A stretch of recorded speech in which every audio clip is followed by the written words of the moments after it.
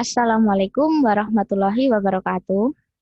Kepada Ibu Uum Komariah SPD MPD selaku dosen pembimbing mata kuliah Teori Sastra yang saya hormati, serta teman-teman yang saya cintai.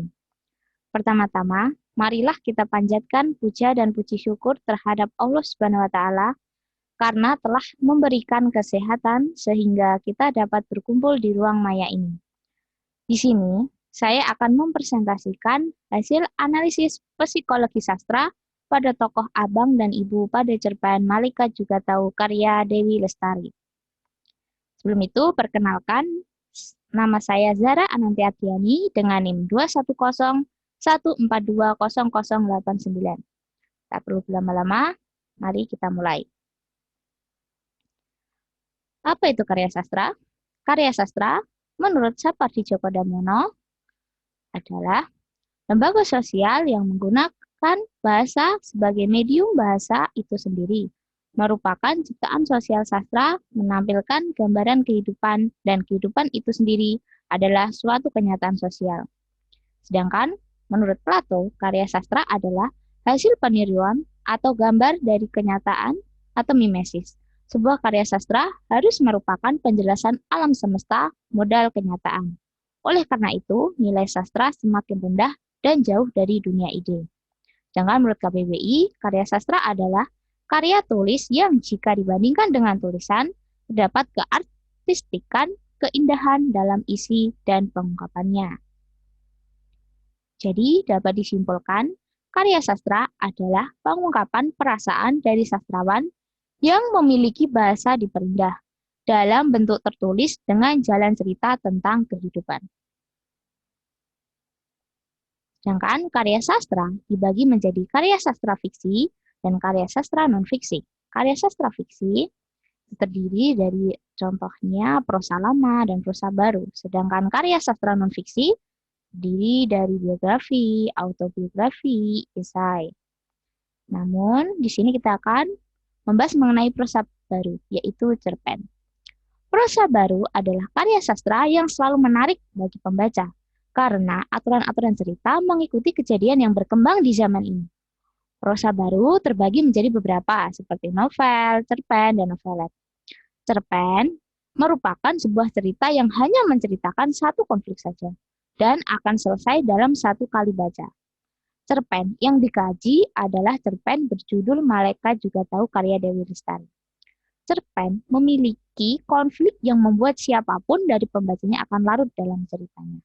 Terlebih, cerpen ini ditulis oleh Dewi Lestari, yang notabene adalah penulis dari banyak cerpen yang dilakukan. Karenanya, saya tertarik untuk meneliti tokoh-tokoh yang ada dalam cerita tersebut dengan menggunakan pendekatan psikologi sastra. Analisis psikologi sastra ini sendiri merupakan salah satu jenis penjenisan sastra yang digunakan penulis untuk mengkaji suatu prosa. Psikologi sastra ini sebenarnya adalah dua ilmu yang berbeda tetapi saling berkaitan satu sama lain. Perbedaan dan persamaan dari sastra dan psikologi ini ialah psikologi itu cenderung ke fakta dan sastra cenderung ke fiksi. Dikatakan saling berkaitan karena cerita yang ada dalam sastra prosa kebanyakan berkisah mengenai kehidupan di masyarakat sehari-hari. Sedangkan analisis dari cerpen Malika Juga Tahu ini terbagi menjadi sinopsis cerpen Malika Juga Tahu, hal-hal yang membuat tokoh abang dikatakan autis, dan usaha ibu abang untuk tokoh abang. Langsung saja. Pertama, sinopsis cerpen Malika Juga Tahu. Dalam cerpen Malika Juga Tahu ini memiliki pesan moral yang mendalam kepada para pembaca. Cerpen menceritakan mengenai kegigihan seorang ibu yang berjuang seorang diri untuk merawat dan membesarkan anaknya yang didiagnosa memiliki penyakit autis. Abang adalah sebutan anak keduanya untuk menderita penyakit itu. Tokoh abang sering marah, berteriak, berlarian ketika ada benda kesukaannya hilang. Sampai saat ada tokoh perempuan yang ngekos di rumah ibu abang. Perempuan dan abang sangat dekat, sampai-sampai sering seperempuan curhat panjang lebar dengan abang. Namun, lambat laun, sosok abang menjadi menyukai si perempuan secara diam dengan tulisan-tulisan dalam selembar kertas. Ibu abang pun menemukan surat itu dan tahu kalau abang anaknya suka dengan perempuan itu. Ibu abang pun memberitahukan tentang tokoh perempuan bahwa anaknya yang berjuluk Abang menyukainya. Sontak, perempuan itu menolak untuk menerima anak keduanya itu sebab ternyata si perempuan sudah menjalin hubungan dengan anak laki-laki ketiganya yang lebih sempurna tentunya daripada Abang. Ibu Abang terkejut dan tetap memaksa si perempuan untuk memilih Abang. Anak laki-laki ketiganya lantas juga marah dengan pernyataan ibunya. Mereka berdua tetap memutuskan untuk tetap menikah dan pergi dari rumah. Ibunya hanya bisa menerima kenyataan. Tiap hari Abang makin parah penyakitnya. Selalu mengamuk tak tentu arah, kondisi bahkan tempat. Ibu Abang pun hanya bisa pasrah melihat nasib anak keduanya, yaitu Abang dengan tubuhnya yang sudah mudah letih dan menyadari bahwa malaikat pun akan tahu siapa yang mencintai anaknya sampai kapanpun. Selanjutnya yaitu menganalisis mengenai hal-hal yang membuat tokoh Abang dikatakan menderita autis. Yang pertama, kesulitan dalam berkomunikasi. Hal ini karena otak tak mampu untuk menulis dan membaca secara cepat dan tepat, sehingga membuat penderita menjadi susah dalam berbicara dan biasanya menggunakan bahasa isyarat. Jikalau bisa berbicara, penderita akan terus mengulang satu kata itu secara berulang. Karenanya, penderita akan lebih senang bersenandung dengan nada-nada dan kata-kata yang tidak jelas. Hal ini jelas terlihat pada tokoh Abang yang selalu bergumam sendiri dan lebih memilih lagu sebagai hiburannya. Bukti kalimat, untuk kali pertamanya, anak itu menuliskan sesuatu di luar grup musik art rock atau sejarah musik klasik. Cerpen ini juga membuktikan bahwa sosok Abang tidak pandai berbicara, yang terdapat pada kalimat, sekalipun Abang pandai menghafal dan bermain angka, ia tidak bisa mengontrolkan makna. Selanjutnya yang kedua, gangguan dalam hubungan sosial. Penderita penyakit ini selalu memiliki dunianya sendiri, dan dunia yang mereka pikirkan itu biasanya dunia anak-anak yang tidak pada seusia umurnya. Sehingga orang-orang awam akan menganggap penderita autis adalah anak dengan gangguan mental dan penderita autis tidak akan bisa bersosialisasi dengan baik pada masyarakat yang membuatnya akan dijauhi bahkan dikucilkan di masyarakat. Hal ini jelas dialami sosok Abang pada kalimat, laki-laki itu yang biasa mereka panggil Abang adalah makhluk paling dihindari di rumah Bunda. Nomor 2, sesudah blasteran Doberman yang galaknya di luar akal. Tapi untungnya sekarang sudah ompong dan buta. Yang ketiga, gangguan perilaku. Penderita akan berperilaku seperti halnya ciri-ciri anak yang menderita autis, seperti contohnya marah, menangis, tertawa tanpa alasan jelas. Hal ini juga ternyata terjadi pada sosok Abang, yang diceritakan suka marah dan menangis setelah ditinggal tokoh perempuan. Hal ini terbukti pada kalimat, semua anak indekos kini menyingkir jika malam minggu tiba. Mereka tidak tahan mendengar suara lolongan, barang-barang yang diberantaki, dan seseorang yang hilir mudik gelisah mengucap satu nama seperti mantra, menanyakan keberadaannya. Gangguan perilaku lainnya, penderita autis juga hanya menyukai objek atau topik tertentu, seperti pada tokoh Abang yang sangat menyukai satu objek yang sepele, di mata manusia biasa yaitu sosok Abang menyukai sabun mandi, merek tertentu dengan jumlah yang banyak yaitu 100.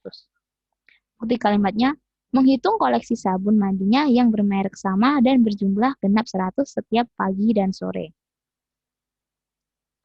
Gangguan perilaku lainnya juga ada penderita autis melakukan aktivitas yang berulang dan sangat disiplin dalam bentuk tertentu, seperti tokoh Abang yang suka mencuci baju dengan memberikan warna setiap harinya, dan tidak boleh mengelompokkan dalam perbedaan warna, karena jika salah, tokoh Abang akan marah.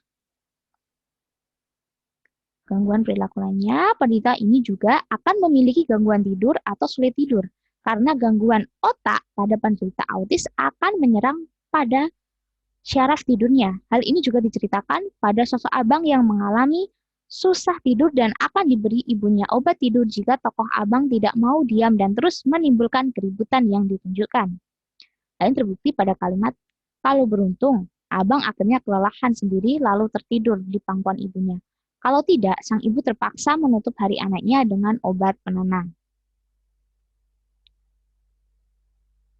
Keempat, memiliki kelebihan tertentu. Walaupun penderita autis sangat tidak terkendali dan sulit dipahami, penderita autis biasanya memiliki atau bakat pada bidang tertentu.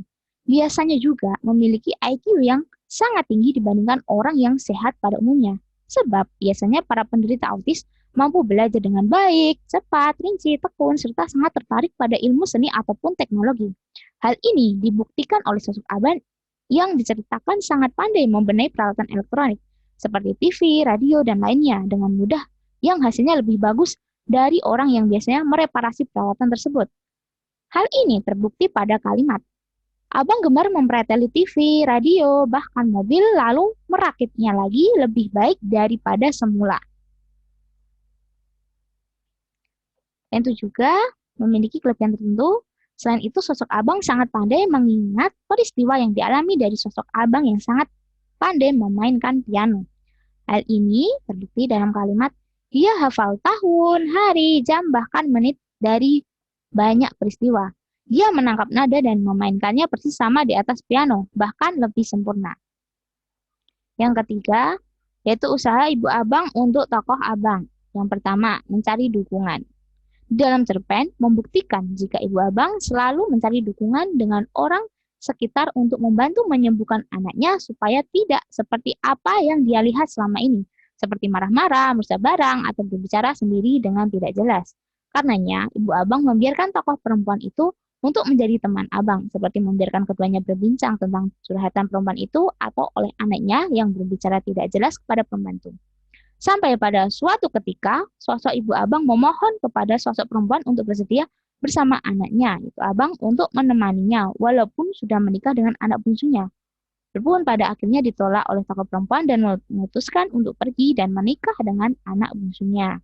Setidaknya dalam cerita itu, tokoh dari ibu abang berusaha mencari dukungan dari orang lain, yaitu tokoh perempuan, untuk tetap bersahabat dengan abang, karena tahu hanya tokoh perempuan itu yang bisa meredam emosi abang selain ibunya sendiri. Yang kedua, menerima kondisi anaknya yang autis. Dalam cerpen, walau tahu semua itu akan sangat melelahkan, tokoh ibu abang tetap menerima kondisi anaknya. Ia selalu sabar menghadapi anaknya yang membutuhkan tenaga ekstra. Ibu abang selalu berada di sampingnya untuk menjaganya. Ibu abang sampai membiarkan abang tertidur bersamanya sambil memegang kakinya. Hal terbukti pada kalimat, pada setiap penghujung malam minggu, Bunda bersandar kelelahan dengan bulir-bulir besar peluh membasahi wajah. Anaknya yang berbadan 2 kali lebih besar tertidur memeluk kakinya erat-erat. Yang ketiga, menghadapi abang dengan sabar. Dalam cerpen, membuktikan jika selelah-lelahnya tokoh ibu abang, beliau selalu merawat abang dengan baik. Meski ada guratan kesedihan pada dirinya karena meratapi nasib anak keduanya itu. Ibu abang selalu terus berusaha kuat untuk merawat anak itu. Karena tahu bahwa orang yang paling menyayangi abang hanya dirinya sendiri, yaitu ibu. Ibu takkan pergi meninggalkan anaknya apapun kondisinya dengan cinta dan kasih sayang yang tidak terbatas. Dan yang keempat, mencoba menerapi abang.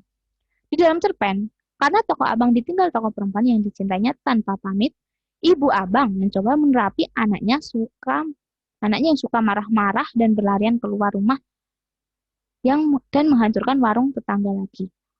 Ibu abang dari semenjak abang kecil ingin mengobati anaknya secara rutin agar sembuh. Namun, karena biaya, ibu abang tidak rutin memeriksakan anaknya yang membuat penyakitnya anaknya ini makin parah. Hal ini dibuktikan pada kalimat, kejadian ini mengharuskan abang diterapi selama beberapa bulan ke rumah sakit dan diberi obat-obat penenang. Jadi, kesimpulan dari analisis yang saya pahami ini, karya sastra, walaupun dikatakan prosa dan bersifat fiksi, karya sastra tersebut juga terdapat hukum-hukum psikologi yang diterapkan untuk menggambarkan kejadian-kejadian yang benar-benar terjadi pada masyarakat secara umum, secara nyata dan umum. Psikologi yang sedang dibahas dalam karya ini adalah mengenai kelainan, gangguan, hambatan, fisik pada tokoh utama yaitu abang, yang biasa disebut psikologi abnormal berupa autis. Penggolongan pada penyakit ini meliputi beberapa hal, di antaranya adanya kesulitan dalam berkomunikasi, gangguan dalam berhubungan sosial, dan gangguan perilaku. Namun, penderita autis memiliki kecerdasan di atas rata-rata orang biasa. Karenanya, penderita akan menjadi alasan beberapa dampak bagi sekitar, di antaranya dikucilkan di masyarakat, dijauhi masyarakat, tidak dianggap, dan lain sebagainya.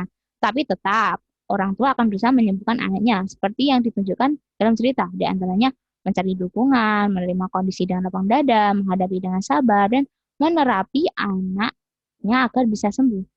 Berdasarkan penjelasan di atas, dapat saya simpulkan bahwa psikologi sastra ini dapat digunakan sebagai kajian tingkah laku tidak normal terhadap tokoh abang dalam cerpen Malika juga tahu akibat menderita autisme. Itu saja yang bisa saya sampaikan. Sebelum itu saya ada pantun. Pohon mangga banyak buahnya, pohon kelapa menjulang tinggi. Cukup sekian dari saya dan sampai jumpa lagi. Terima kasih. Wassalamualaikum warahmatullahi wabarakatuh.